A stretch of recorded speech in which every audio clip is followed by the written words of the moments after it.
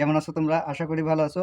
অনেকদিন পর তোমাদের মাঝে ২০২৫ সালে যে আপডেট বই আসছে, সেই বইয়ের পৃষ্ঠা ১৩ ক্লাস 2 গণিত বইয়ের আ কিছু অঙ্ক নিয়ে তোমাদের সামনে হাজির হলাম। তো ১৩ পৃষ্ঠার নিচেই এই অঙ্কগুলো আছে তোমাদের বইতে। যাদের বই আছে বইগুলো বের করতে পারো। আর বই না থাকলে তোমরা আমাদের খাতায় লক্ষ্য করো। তো এখানে লেখা আছে যে পড়ি ও অঙ্কে লিখি। এখানে কথায় লেখা আছে এগুলোকে অঙ্কে লিখতে হবে। এখন কথা হলো এটা কিভাবে লিখলে তোমাদের সহজে তোমরা বুঝতে পারবে সেটা আজকে আমি তোমাদের দেখাবো।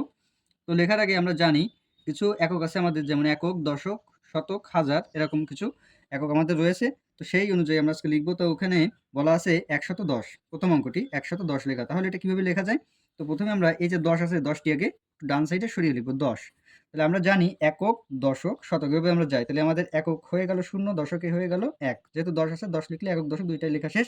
একক দশকের পরে কত হয়?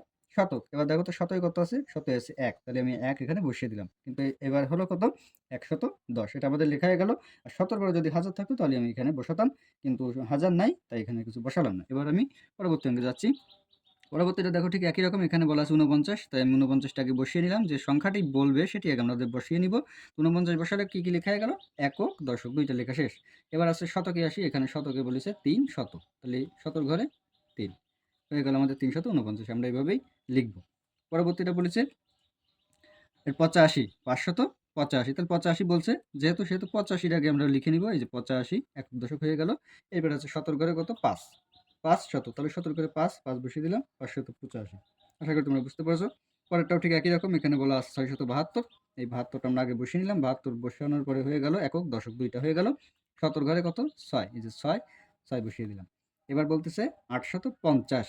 তো ৫০টি আমরা আগে বসিয়ে নেব। যে সংখ্যাটি লেখা থাকবে সেটি আগে বসিয়ে নেব। ৫০, ৫০। ৫০ বসাইলে একক দশক শেষ। এবার শতর ঘরে ৮। তাহলে ৮৫০। এবার বলতেছে ৯০৮। ৯০৮। এবার কি বলতেছে দেখো তো বন্ধুরা?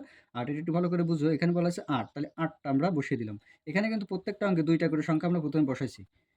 কিন্তু এখানে বলছে শুধু ৮। এখানে কিন্তু ২ টা সংখ্যা নাই। তাহলে ৮ লিখলে হয়ে গেল একক। এককের পরে কি দশক? দশকের কিছু লেখা আছে? না। তাহলে ০। কিছু না লেখা থাকলে ০। এবার আছে তাহলে একক দশক শেষ। এবার বলতেছে শত। শতর ঘরে কত আছে? ৯। তাহলে বসিয়ে দিলাম ৯। তাহলে ৯০৮। আশা করি তোমরা বুঝতে পারছো। তো আজকের ভিডিও এই পর্যন্ত। আমি পরবর্তী ধাপে ধাপে প্রত্যেক পৃষ্ঠার অঙ্ক তোমাদের মাঝে হাজির করব এখন থেকেই, প্রতিদিনই। তো সাথে থেকো। ধন্যবাদ সবাইকে।